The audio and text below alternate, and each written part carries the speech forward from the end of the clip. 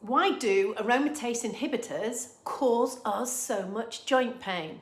Well, if you started taking an aromatase inhibitor following breast cancer and suddenly feel like your hands are stiff, your knees ache when you stand up, or your joints just generally feel 50 years older than they used to, you're not imagining it, because joint pain is one of the most common side effects we experience on these kinds of medication, and it can be both frustrating and worrying.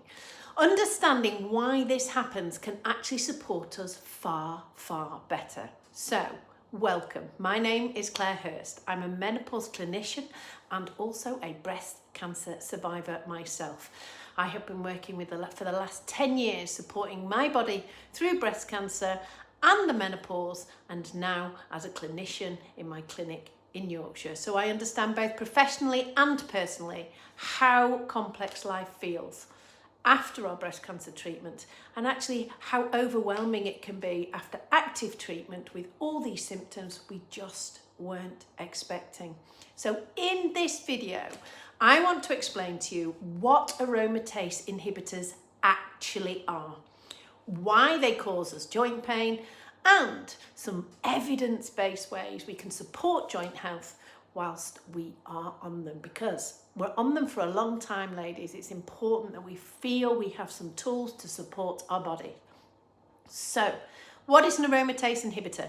Well, these are a group of medications commonly prescribed after you've had hormone receptive positive breast cancer. You may recognise names like exemestane, anastrozole, letrozole. These medications basically work by reducing the amount of estrogen produced in our bodies. And this is important because certain breast cancers actually grow in response to estrogen. So by lowering the levels, it significantly helps to reduce the risk of breast cancer returning. However, estrogen doesn't just affect breast tissue. There are estrogen receptors in pretty much every cell in the human body, and it plays a huge role in our body. In our joints, estrogen helps maintain the health of connective tissue, cartilage, and the fluid that lubricates the joints. When estrogen levels drop quickly, which is what happens with aromatase inhibitors, joints become much more sensitive to inflammation and we experience more stiffness. And for many women, this shows up as morning stiffness, struggling to get out of bed in both your hands and your legs, heavy legs, aching knees or hips, discomfort when you sit down for a long time and then try and stand up, or just simply feeling older than you should do. And another factor is inflammation.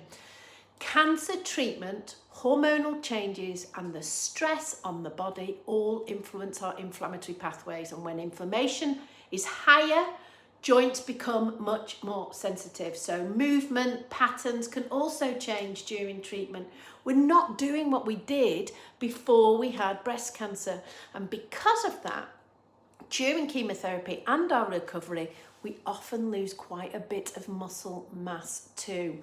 And muscles actually act as a really important support for the joints. So rebuilding strength can often help joints feel more stable and more comfortable again. But do not worry, you do not have to run 10 miles a day or go to the gym for 3 hours every single day either. Simply, regular movement is one of the most powerful tools. Gentle strength training, mobility exercises all help to lubricate joints and improve circulation to those really important connective tissues. Anti-inflammatory foods can also support. You don't need to go on a crazy diet. Things like fibre-rich foods, oily fish, olive oil, vegetables. It's also worth checking your vitamin D levels with your healthcare provider, particularly if you live in the UK like me, where we don't get much sunlight in the winter. And vitamin D plays a really important role in our joint health. Sleep also affects how inflammation works in the body. So as we get less sleep, because of the aromatase inhibitors, that also encourages inflammation. So if you're experiencing joint pain whilst taking aromatase inhibitors, you are certainly not alone. It is one of the most common side effects women experience on these medications, and it's related largely to that significant drop in estrogen levels. However, the news is not all bad. And there are many ways that we can support our joint health through movement, nutrition and lifestyle alongside the treatment itself. Obviously, I'm not going to give you medical advice, so always speak to your medical team if your symptoms persevere. So look, if you're navigating menopause or life after breast cancer treatments, I'll be sharing more videos here on sleep, metabolism, gut health, fatigue, recovery, science-backed ways that I use with my patients that I know work. So if this is going to be helpful to you, you are very welcome to subscribe.